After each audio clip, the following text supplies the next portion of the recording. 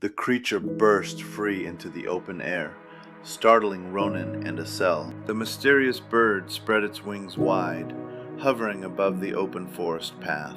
A radiant azure glow enveloped the bird as magical energy radiated from its wings. Ronan and Acel stared in disbelief, wondering what kind of mystical bird was before them. A glowing blue feather detached and began floating gently down through the night sky. The luminous feather drifted downward against the dark silhouette of the moon. The radiant dream bird hovered gracefully above them, illuminating the forest path. Ronan and Acel stared in disbelief, having never seen a creature with blue feathers before. The small bird flapped its wings gently, floating peacefully in the moonlight. Heavy metallic shackles remained locked tightly around the bird's talons.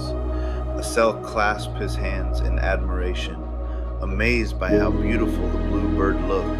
Ronan examined the shackles closely, recognizing the specialized magic lock. He identified the restraint as the Carabola snare, used specifically by the Syndicate. The device was designed to disturb mana flow and paralyze creatures for poaching. Ronan recalled that the Syndicate used these snares to catch exceedingly rare species. He placed his hand on his chin, wondering about the true identity of this mystical bird. Suddenly, a golden magic circle appeared above the bird with a crackle of mana, asking for a response. The bird looked down curiously as the glowing transmission stabilized in the air. A panicked voice shouted through the magic circle, celebrating that the connection was finally established. The glowing projection hovered between the travelers and the floating bird. Acel panicked, clutching his head and asking if the bird had just spoken out loud. Ronan pushed Acel away, calling him a dummy and explaining it was a communication spell. Ronan realized that the spell only activated once the bird escaped the bundle. He deduced that the sack itself was specially crafted to block and suppress all mana. Ronan addressed the magic circle, guessing the speaker was the true owner of the blue bird. A silhouette in a library confirmed it, introducing himself as Baron, an Imperial rare species researcher. Baron introduced himself as the guardian of the dream bird named Marpus. He explained how he tried everything to connect and was about to contact the Imperial police. Baron let out a deep sigh of relief, overjoyed that his precious Marpus was safe and sound. He then paused and politely asked the two strangers who they actually were. Ronan gently shoved Acel aside, casually explaining they were just good Samaritans passing by. He briefly mentioned getting into a scuffle with the poachers who had stolen the bird. He recounted confronting the bandits and rescuing the captured creature from their grasp. Deciding to spare the gruesome details of the slaughter, Ronan kept the explanation brief. Ronan paused for a moment, letting the silence speak for itself. He simply summarized that the main point was they had saved the researcher's bird. Baron gasped in dread upon learning that poachers had kidnapped Marpus. He held his face in relief, thanking the travelers profusely for saving her life. Baron wondered aloud how he could ever properly repay them for their heroic deed. Acel smiled brightly at the adorable little bird, chirping cheerfully above them. Acel asked how they could return the bird since its feet were still locked in heavy shackles. He asked if Marpus would be able to fly back to Baron once the shackles were removed. Baron confirmed that dream birds have a powerful homing instinct and will return on their own. He explained that all they had to do was release the bird from the shackles. Ronan grasped his sword hilt, noting how convenient that was. The little bird let out a surprised chirp as Ronan prepared his strike.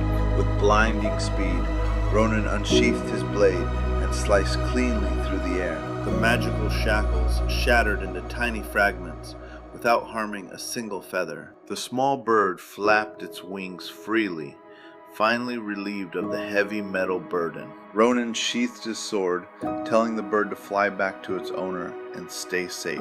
He turned back with a charming, sparkling smile, telling it never to worry its guardian again. Marpus blushed with shining, starry eyes, completely captivated by Ronan's gentle expression. Instead of flying away into the distance, the infatuated bird flapped back toward Ronan. Ronan looked back in utter confusion as the bird hovered right in front of him. He asked why the bird was sticking its rear toward his face. Marpes shook its feathers back and forth right in front of Ronan's nose. Baron laughed through the communication circle, explaining that Marpes wanted him to take a feather. He explained that this meant the bird genuinely liked him and wanted to meet him again. Baron revealed that dream bird feathers act like a compass, always pointing toward the bird. Ronan carefully plucked a luminous blue feather as Asel watched in awe. Baron instructed them to use the feather to visit him and Marpes whenever they came to the Imperial capital. He promised to generously reward them for their help once they arrived in the capital. The magic circle faded as Marpes turned and flew off into the open sky. The little bird chirped cheerfully, soaring into the horizon at incredible speed. Ronan watched the bird disappear into the clouds, amazed by how fast it was. Asel looked down at Ronan's hand, asking what he was holding in his palm. Ronan felt an unexpected warmth spreading through his hand. He looked down with a puzzled expression at what the bird had left behind. In his hand lay a mysterious cosmic egg, shimmering with celestial purple light. A wide view of the quiet forest path showed the traveler standing alone near the defeated bandits. The empty road stretched ahead into the distance under the fading moonlight. The story continued as the chapter title marked the end of the night's battle. A few days later, the morning sun rose bright over the mountain valley. A lively trading outpost came into view, bustling with merchants and horse carriages.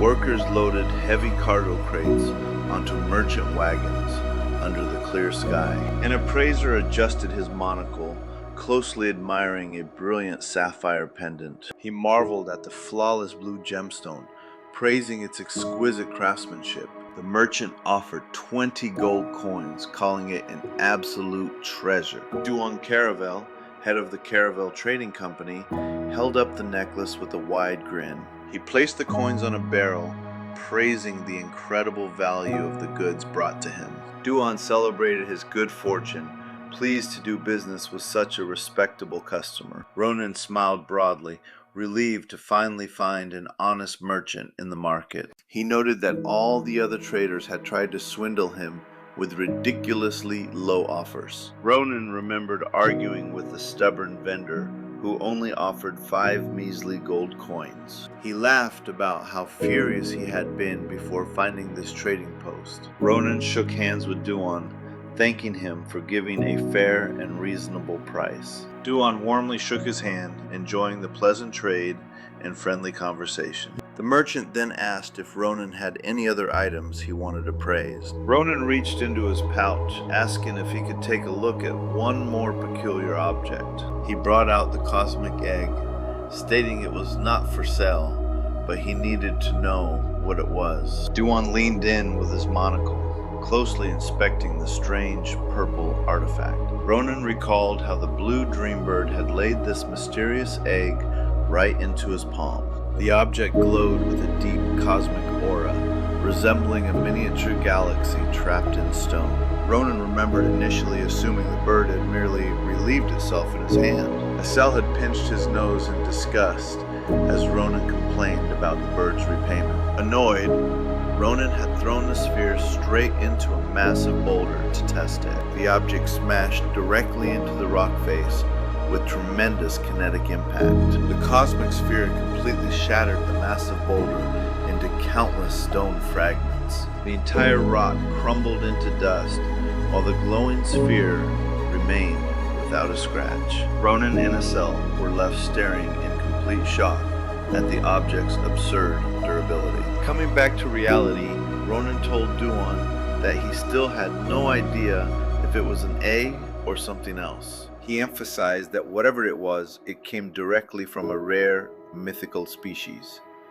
Asel looked on nervously, wondering if the artifact was truly a priceless treasure. Duan stroked his mustache thoughtfully, examining the smooth cosmic surface. He mumbled to himself about the strange color, texture, and mystical presence of the stone. Ronan's heart raced with anticipation, eagerly waiting for the merchant's professional verdict. Duan looked up and asked with a straight face if it was hardened horse dung. Ronan's excited expression instantly froze in utter disbelief and irritation. He nervously forced a smile, quickly denying the ridiculous claim. Duan laughed off his own joke, admitting he honestly had no idea what the artifact was. The merchant suggested having it examined by a high-ranking specialist in the capital. Ronan looked down at the cosmic stone, groaning in mild frustration. He tucked it away, deciding he was far too curious about the item to ever sell it. Ronan then asked if the trading post sold any reference books about Philion Academy. Duan recognized the name, asking if they were referring to the prestigious Philion Academy. Ronan explained that they were planning to take the entrance exam, but knew nothing about it. Duan beamed with excitement, thrilled to hear that they were applying to the academy. He mentioned that his daughter was also preparing to take the exact same Philion exam.